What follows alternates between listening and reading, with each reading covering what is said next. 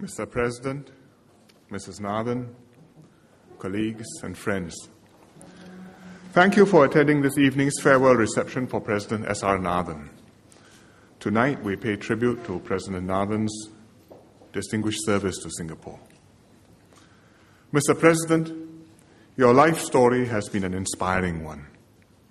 You came from humble beginnings. Your father died when you were just a boy, and you survived World War II and the Japanese occupation as a young adult. You worked hard to overcome these difficult circumstances. You started your civil service career as a social worker and served in a wide range of appointments before retiring as Permanent Secretary of the Ministry of Foreign Affairs. In 1999, you were elected President, occupying the highest office in the land. You brought to the presidency a wealth of experience built up over a lifetime in government, in the unions, and in the private sector. In your 12 years as president, you raised the standing of the office both domestically and internationally.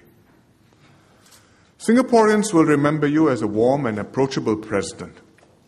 You treated everyone with respect and went out of your way to meet different groups and to understand their challenges and aspirations. You mixed easily with people from all strata of society, from CEOs and professionals to students and hawkers. You reached out to unions, businesses, community organizations, as well as ethnic, religious, and cultural bodies. You were patron to more than 30 organizations, including the Special Olympics, the Singapore Children's Society, the Scouts and Boys Brigade. You continued to take daily walks along East Coast Park, striking up conversations with fellow citizens you encountered. You call this your Meet the People sessions. Your schedule would have worn out many younger persons. You often had at least one major event a day, sometimes more. You hosted receptions for nurses, teachers, social workers, civil servants, and diplomats. You kept up this pace even till your very last week in office, hosting a Teachers' Day reception, and yesterday, the annual Hari Raya Istana open house, where a huge crowd turned up despite the rain to pay their respects and to wish you well.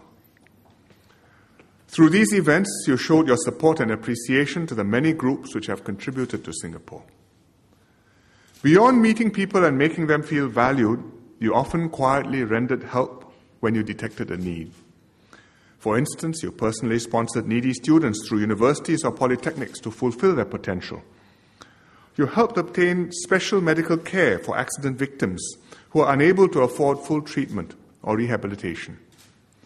Not all these activities were in the public eye or known to Singaporeans, but the many whose lives you touched will always remember your support. You have been a strong advocate for the social service sector.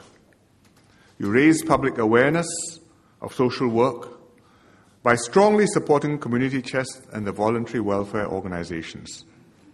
One of your first initiatives was the President's Challenge in 2000. This encouraged Singaporeans of all ages and from all walks of life to strengthen our philanthropic tradition and the spirit of community caring and volunteerism, to quote the mission statement. With your support, participation in the President's Challenge has grown steadily, and over the years, it has raised over $100 million, benefiting 500 charities. You also helped to expand Singapore's international space. Knowing the importance of Singapore staying connected with the world, you helped foster friendly ties with many countries. On your overseas visits, you brought along business delegations, thus opening opportunities for our companies in new markets, especially SMEs, which find it hard to venture abroad on their own. Foreign visitors who met you were always impressed with your grasp of international affairs. You would often recall a relevant personal anecdote from your vast store to break the ice and connect at a personal level. These personal links enhanced our foreign relations and opened up new opportunities for cooperation. Mr. President, an important and unique role that you have is to be the custodian of the second key on decisions concerning reserves, key appointments, and a few other areas. When you assumed office, this system of a second key was less than a decade old. You worked closely with the government to refine the rules regarding the President's custodial powers. In particular, you worked on a major constitutional amendment with us to enable the government to spend earnings from past reserves on a longer-term, sustainable basis.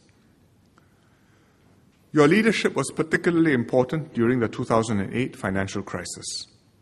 The government briefed you and the Council of Presidential Advisers regularly as the global crisis deepened. We shared our analysis and policy proposals, and you tracked the situation and offered your perspective and advice. The government developed plans to counter the crisis, striving to avoid drawing on past reserves, if at all possible. But finally, the situation became so grave that the government decided that it was necessary to tap the past reserves.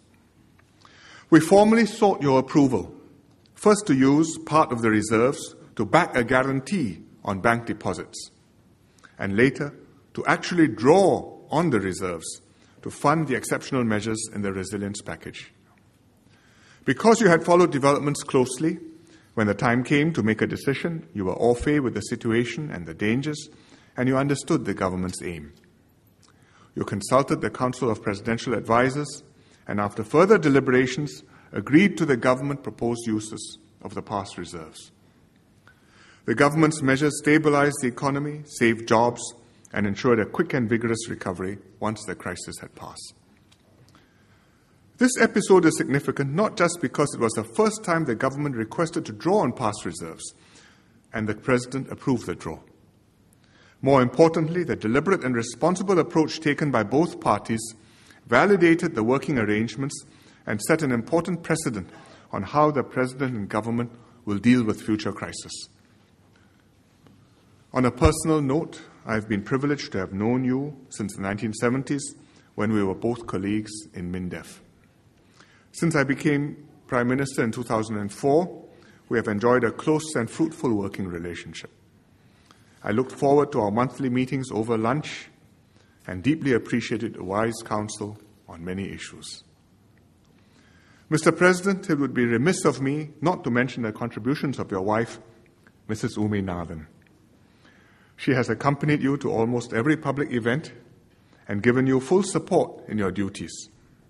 She's a quiet and private person by nature, yet people sensed her warmth and kindness and felt comfortable with her.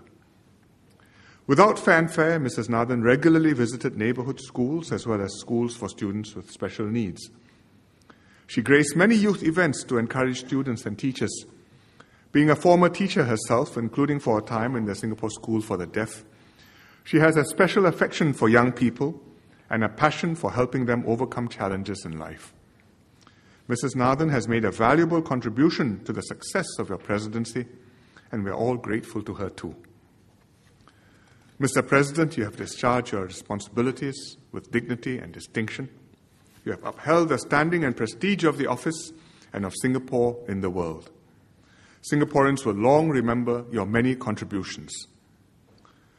On behalf of the government and people of Singapore, I thank you for your dedicated and illustrious service to our nation. We bid you and Mrs. Nathan farewell, and we wish you both peace, good health, and satisfaction in your future endeavors. Thank you very much.